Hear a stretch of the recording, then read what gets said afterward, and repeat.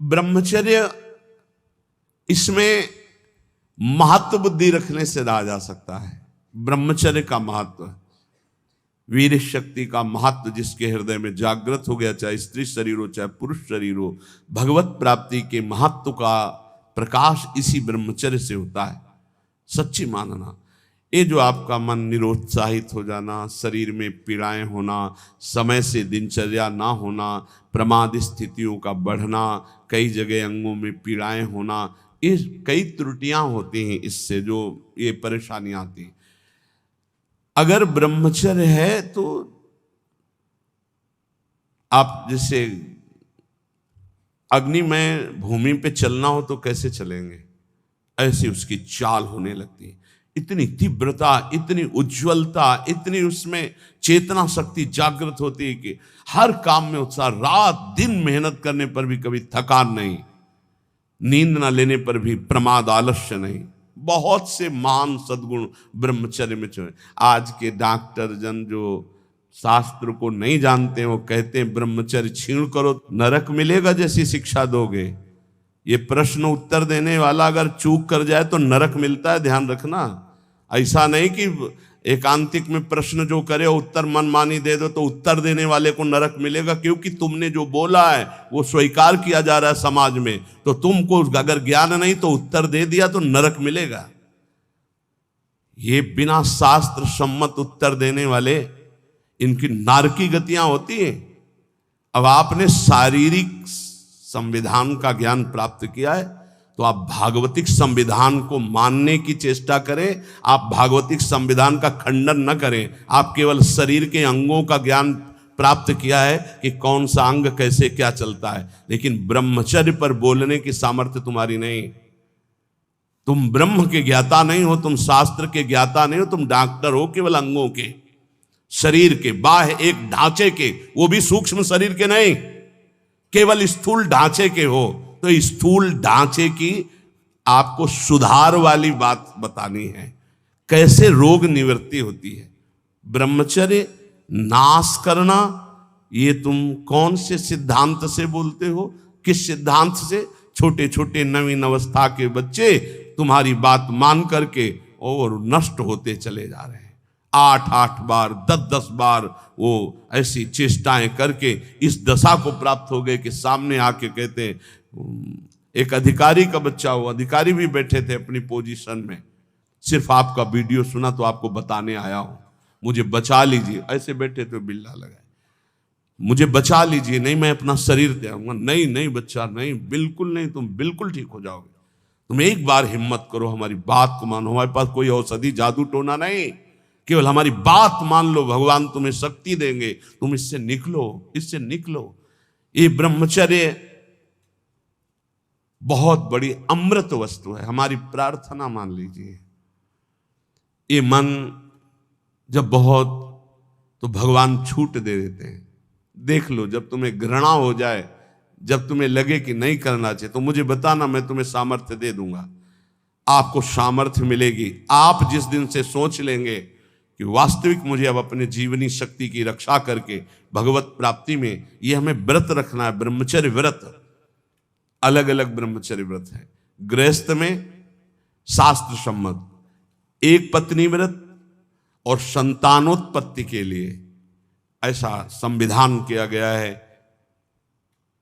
अगर आप उसके विपरीत चलते हैं तो फिर आप व्यभिचार प्रवृत्ति में हैं। परमार्थ में चलने के लिए पूरा अधिकार गृहस्थ का है। ऐसा ना सोचे कि गृहस्थी में होने के कारण मेरा मोक्ष नहीं हो सकता, या भगवत प्राप्ति नहीं हो सकती, या मैं ब्रह्मचारी नहीं कहा जा सकता। कहा जा सकता है। जिसने पाणिक ग्रहण संस्कार नहीं किया तब तक ब्रह्मचर्य रहा, फिर पाणिक ग्रहण किया तो एक पत्नी व्रत, और वो केवल संतानोत्पत्ति के लिए, और जब संतानें हो गई तो ब्रह्मचर्य, वो पूरा जीवन ब्रह्मचारी माना जाएगा। शास्त्र सम्मत बात कह रहा हूं। और वैरागी तो ब्रह्मचारी होता ही है, जो भगवत प्राप्ति करना चाहता है, नैष्ठिक ब्रह्मचर्य। गृहस्थ में उतना ही अपना अधिकार माने। बोले यावत् भ्रियते जठरम तावत् स्वस्त्वं हि देहिनाम अधिकम यो भी मन्येत सस्तेनो दंडमर्हति जो गृहस्थ में होकर ये अभिमान करता है कि मेरी इतनी संपत्ति, मेरा इतना बैंक बैलेंस, मेरा मेरा मेरा इतना, वो दुर्गति को प्राप्त होता है।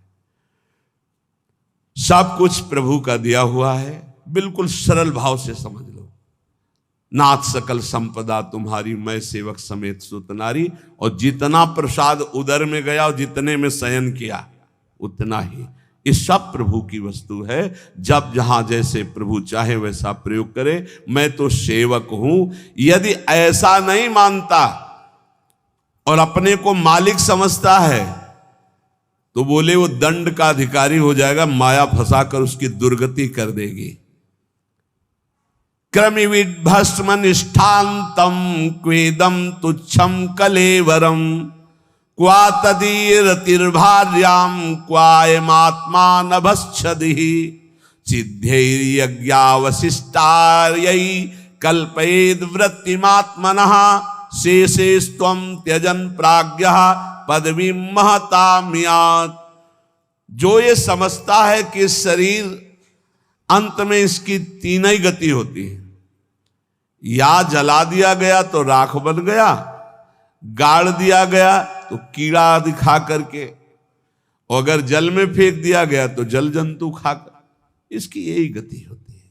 या जमीन में दबा दिया गया, आग में जला दिया गया, बाहर फेंक दिया गया। इस शरीर को तुच्छ समझे। क्रमि विड भस्म निष्ठांतम क्वेदम तुच्छ कलेवर, ये बहुत तुच्छ कलेवर है। इस शरीर में आसक्ति करके चाहे गृहस्थ हो चाहे विरक्त, दुर्गति को ही प्राप्त होता है। फिर इस शरीर के संबंधी स्त्री पुत्र परिवार आदि, ये तो अपनी अंतरात्मा को भ्रम में डालने वाला बहुत बड़ा जाल है। एक वैसे ही जड़ चेतन की ग्रंथि, ऊपर से और ये ममता की ग्रंथि। गृहस्थ को चाहिए कि प्रारब्धवशात जो भी आपको प्राप्त हुआ है, धन संपत्ति आदि, वो प्रभु का है ऐसा माने। तो दियम वस्तु गोविंदम तुभ्यमेव समर्पये, और प्रसाद से अपना जीवन निर्वाह करे, उसे यज्ञ अवशिष्ट कहते हैं, भगवान को अर्पित करके। जो बुद्धिमान पुरुष शरीर पर अभिमान नहीं करता, वस्तुओं की प्रभु की मानता है और नाम जप करता है, तो इस शरीर को त्याग कर वो संतों के पद को प्राप्त होता है।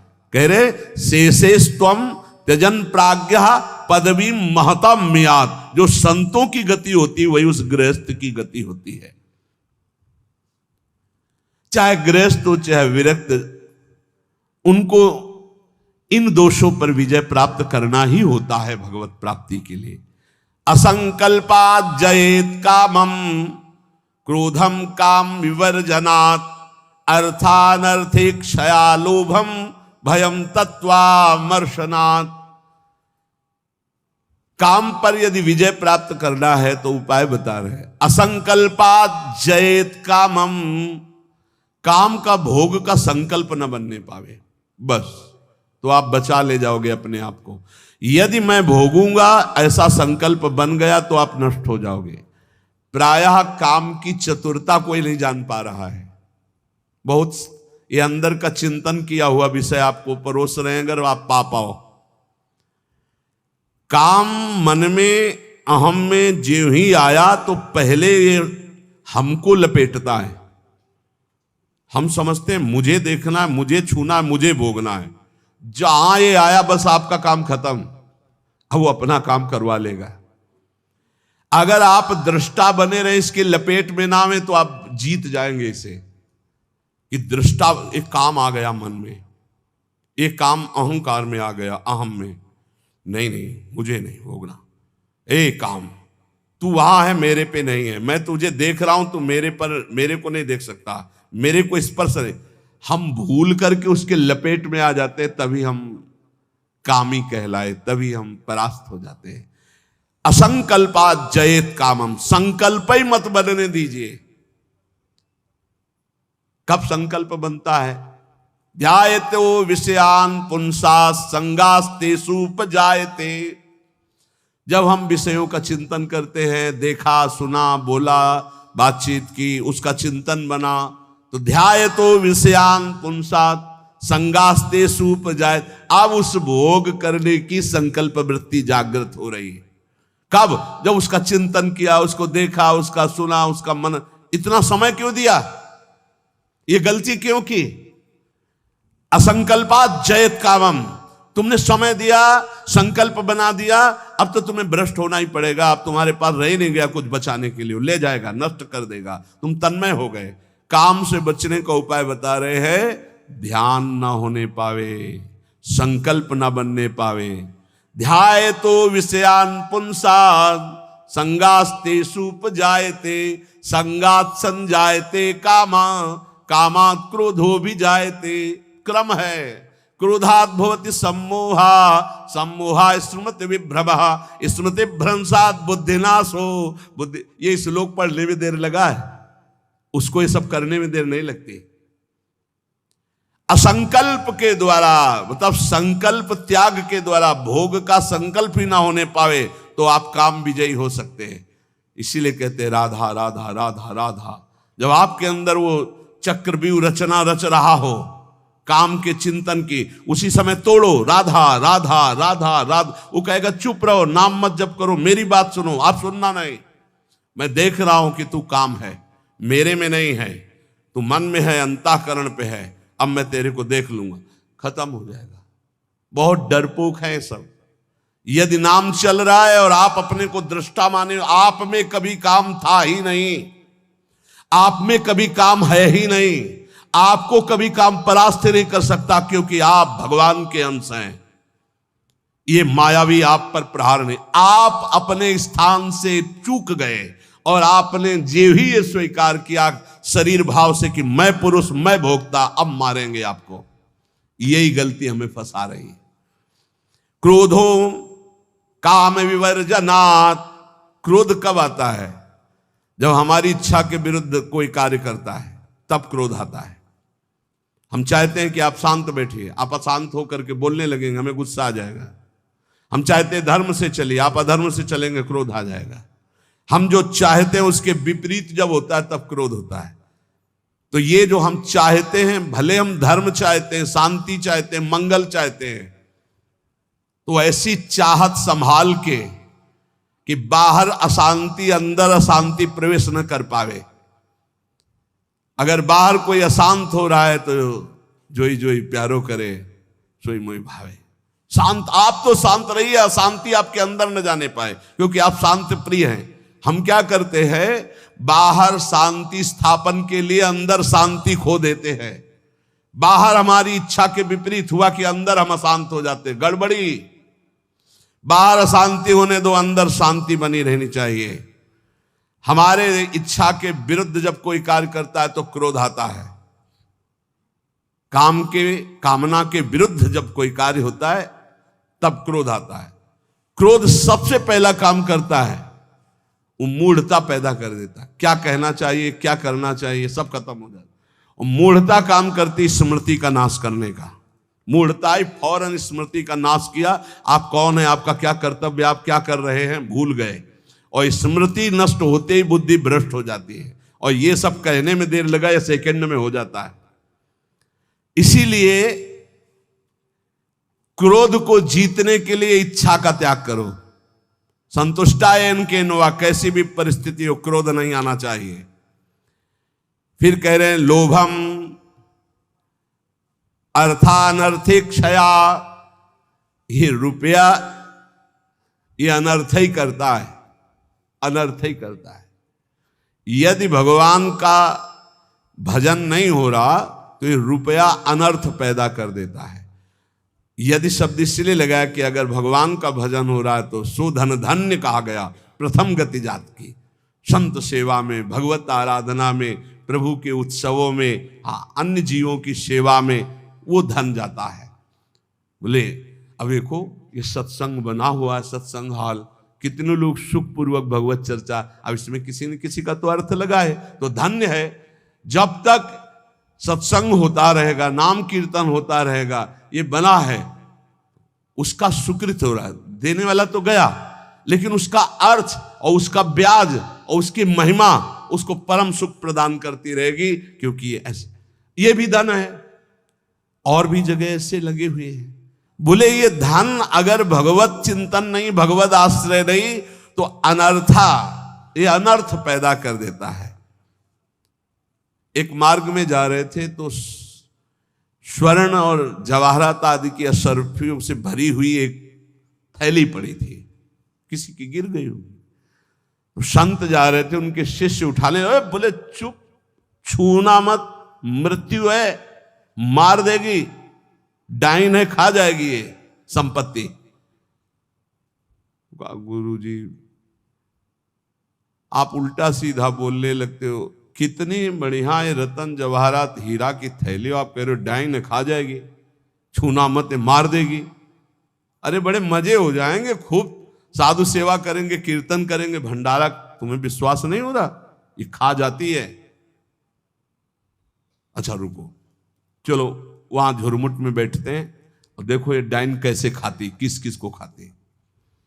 वो बैठे ही थे कि 4 राज सैनिक घोड़ों पर उस समय चलते थे, घोड़े से चारों रुक गए। बोले यार किसी की गिर गई। बोले आसपास तो कोई दिखता नहीं, जब गिरी हुई चीज है तो हमारे ही अधिकार में आ गई, हम चारों लोग बांट लेते हैं।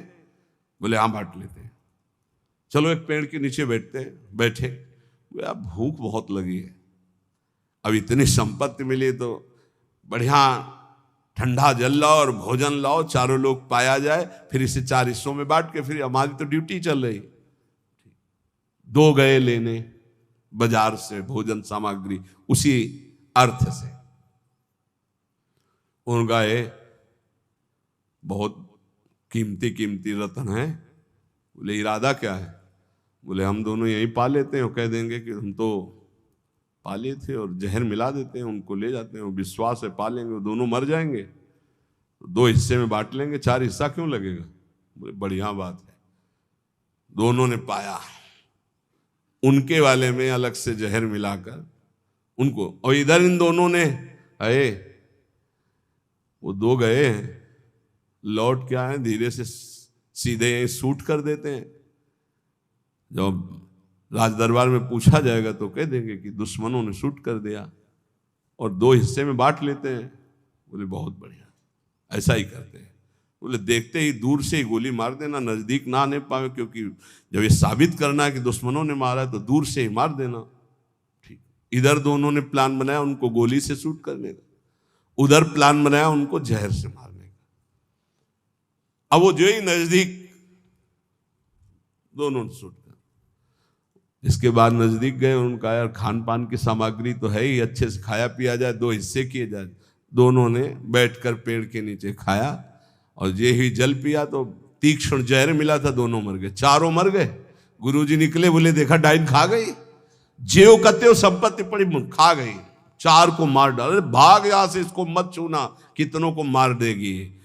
अर्थ अनर्थेक्षया, भगवान से विमुख होकर जो अर्थ कमाया जाता है वो अनर्थ पैदा कर देता है। इसलिए लोभ पर विजय प्राप्त करो, लोभ करो प्रभु के नाम का, प्रभु के चिंतन का। और भयम तत्वावमर्शनात्, भय मत करो, डरो मत, सब में वही प्रभु विराजमान है। तत्व सब जगह वही तत्व श्री कृष्ण, सच्ची मानिए सब में वही है, डरने की कोई जरूरत नहीं।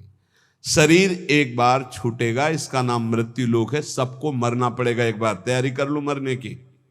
मरना शब्द बहुत ही कड़वा लगता है नहीं? एकांत में सोचो कि मुझे मरना है तो कैसा लगेगा। एक बार तो हाई बीपी तो हो ही जाएगा, नहीं हो जाए, या लो हो जाएगा, 2 में 1 हो जाता है। बहुत सीरियस हो गए तो फिर मरना है। सबको लगता है ना डर, ईमानदारी से देखो डर लगता है, डर लगता है। क्यों? क्योंकि शरीर प्यार हो गया, हमारे प्यार का विषय शरीर हो गया है, हमारे प्यार का विषय शरीर संबंध भोग हो गए। सच्ची मानिए डर का विषय यही है।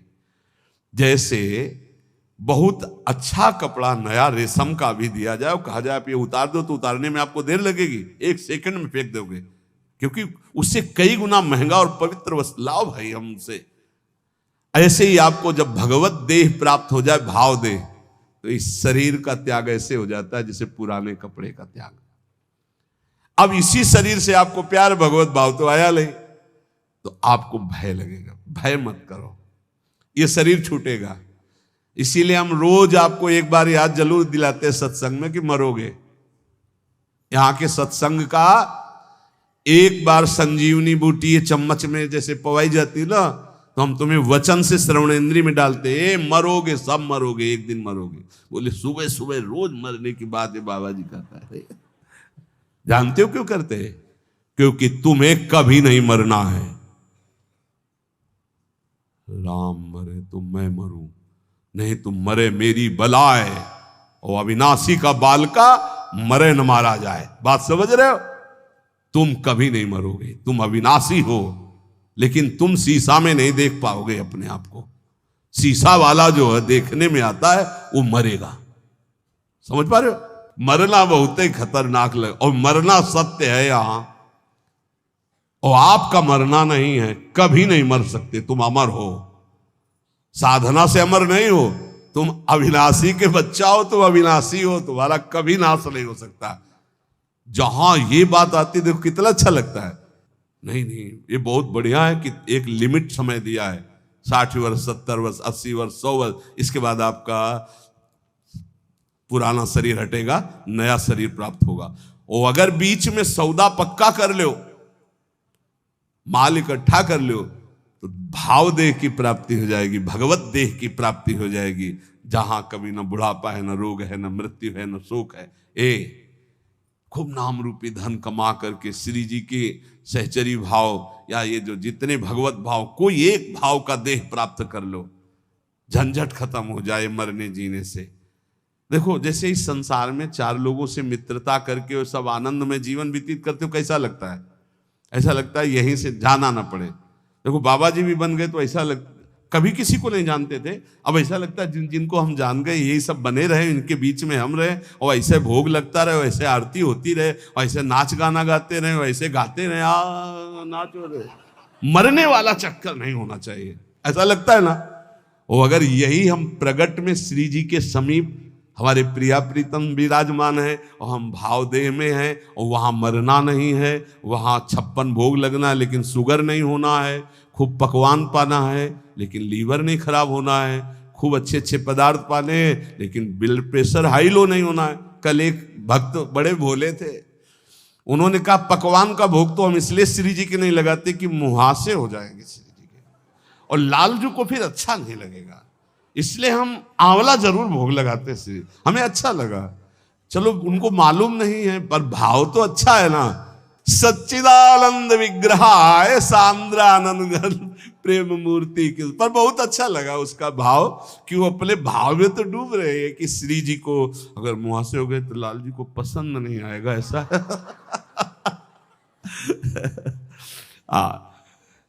ये सब पार्थिव शरीर में होते, चिदानंद में नहीं होते। आज तक निकुंज में कहीं शौचालय का वर्णन नहीं आया, ले आया। क्यों?